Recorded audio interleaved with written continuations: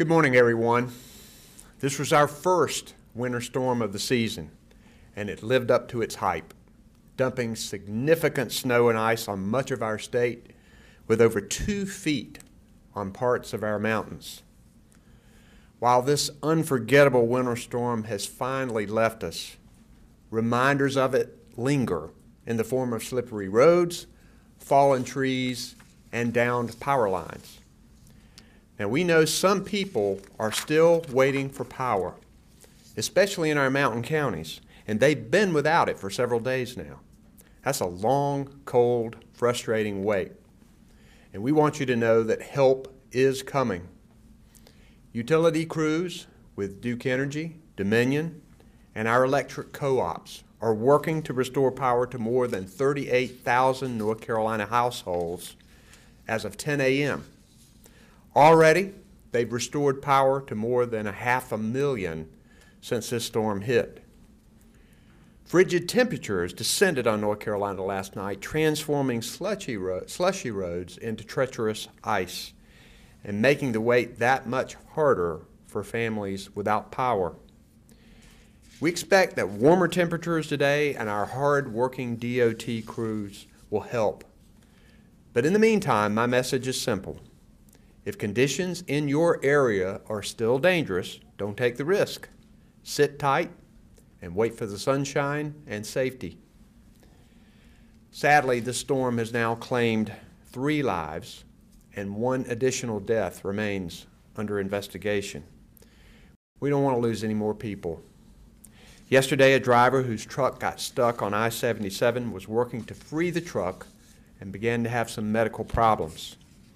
He was taken to the hospital and later died. We send condolences to all of these families involved. Road safety remains a priority.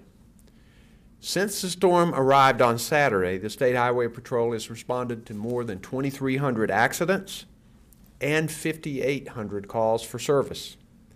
And I am grateful to them for helping travelers in need, and I appreciate everyone who heeded the call and made their job easier by staying off the roads or at least traveling slowly and carefully when you were out there. DOT crews have made progress on North Carolina's major roads, and today they will focus more on secondary and neighborhood roads. Later today, I'll head over to a DOT maintenance yard to thank some of the road crews and state troopers for their hard work. 169 soldiers from our National Guard remain activated and have assisted with public safety efforts like rescuing some families stranded without power and adequate supplies. I am so thankful for the tireless efforts of our Guard members, our troopers, first responders, line workers, and road crews who are helping dig us out from the storm, and for all of the heroes who report to work for critical jobs no matter what the weather is. There's 60 school districts that remain closed today, and 17 are operating on delayed schedules. Hang in there, parents. Snow days are almost over. If you're home from school or work today, I'm going to ask you to follow some simple safety tips. First, if your power's out, never use a gas-powered generator, grill, or other fuel-burning device indoors. Carbon monoxide is deadly. If you're able to, please check on your neighbors, especially seniors, and your loved ones to make sure they're all right. Stay off snow or ice-covered roads if you can, and before you venture out, check road conditions at drivenc.gov. When you do hit the road, scrape the snow and ice off your car and drive slowly. Leave plenty of space between you and other vehicles. And this is important this evening and tomorrow. Watch out for black ice, especially later tonight and early tomorrow, when temperatures will drop again into the 20s and the teens in many spots. Melting snow and ice, along with more rain for the forecast Thursday and Friday, could also cause some rivers to flood in our state later this week. So be alert for any flood warnings from local officials. For more winter weather safety tips, you can always visit readync.org or download the ReadyNC mobile app. This is the first winter storm of the season. It came early, so it may not be our last. Our state has had a tough year in terms of weather, but we're resilient and we're ready to take on whatever comes our way. Here with me today, we have North Carolina's emergency response leaders, our Secretary of Public Safety, Eric Hooks. We have Department of Transportation Chief Engineer, Tim Little. We have Director Mike Sprayberry, the head of our Emergency Management Section, and Colonel Glenn McNeil, the commander of the North Carolina Highway Patrol, and Brigadier General Todd Hunt of the North Carolina National Guard. And to my left here is Lee Williamson, who's providing American Sign Language interpretation for us. We'll first hear from Emergency Management Director Mike Sprayberry. Mike? Thank you, Governor, and good morning, everyone. Our winter storm response operation is winding down as the temperatures warm and the sun comes out. Demobilization of response resources is beginning in parts of the state as our county partners determine they are no longer required. But of course, we'll keep resources in place as long as they're needed. The state EOC and our NCEM regional coordinating centers will remain activated until our deployed resources safely return to their home stations after being released. As we've all seen, and as the governor said, there have been many accidents on our roadways due to the dangerous travel conditions during the event. Now, even though you may not see anything on the road surface, please be aware of the possibility of black ice. Don't let your guard down. I want to give a thanks and a job well done to our communications team and to our media partners for helping spread the critical safety message. You have saved lives. As always, follow the instructions of your local officials, stay tuned to your local media for situational awareness, and thanks for your support of the North Carolina State Emergency Response Team. Thank you, sir. Thank you, Mike. Now we have Department of Transportation Chief Engineer Tim Little. Tim? Thank you, Governor. Good morning, everyone. Over 2,000 NCDOT workers over the past few days have cleared snow, ice, and even sand on NC 12, with nearly 900 contractors called in to assist us with our endeavors. Applied more than 38,000 tons of salt across the state, and right now the far western counties are still dealing with downed trees, and we have contract crews from DOT and our contractor partners as well helping with those endeavors. Working closely with the utility company also to get power lines out of those areas to get the trees removed. Right now, east of I-95, all roads are clear with possible icy spots. The remainder of the state is improving greatly as you move east to west. Areas south of 85 and east of I-77 and west of I-95 to include counties Alamance, Chatham, Davidson, Wake, and the Sandhill counties. These areas are going to be, all roads should be cleared by the end of the day with the great weather we're having and increasing temperatures. Also, NC 12 is open and passable on the coast. Interstates and major primaries are clear with possible ice spots in the western part of the state, and we will be on secondary roads in those areas as well throughout the day. And possibly many of those roads, probably 75 to 80%, will be clear, and we'll be continuing those efforts tomorrow. Also, we encourage people to be cautious when driving tonight and early tomorrow, as the governor stated, with black ice, as there'll be areas of refreezing, but they should be clear once the sun hits and temperatures rise above freezing tomorrow. The U.S. Bridge over the Neuse River is open. Both eastbound lanes are open and one westbound lane is open, and the bridge should be completely repaired by the weekend if all goes well. Please visit drivenc.gov for up-to-date road conditions. Thank you.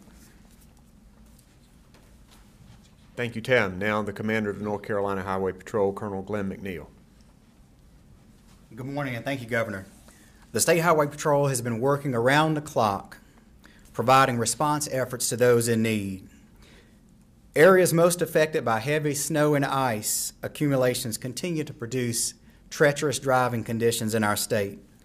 Troopers statewide have responded to 2,326 collisions and 5,816 calls for service since the storm's inception.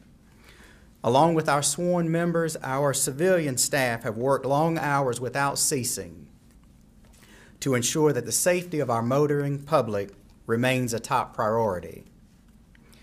I strongly encourage everyone to please heed the safety warnings that have been given by Governor Cooper and our state partners.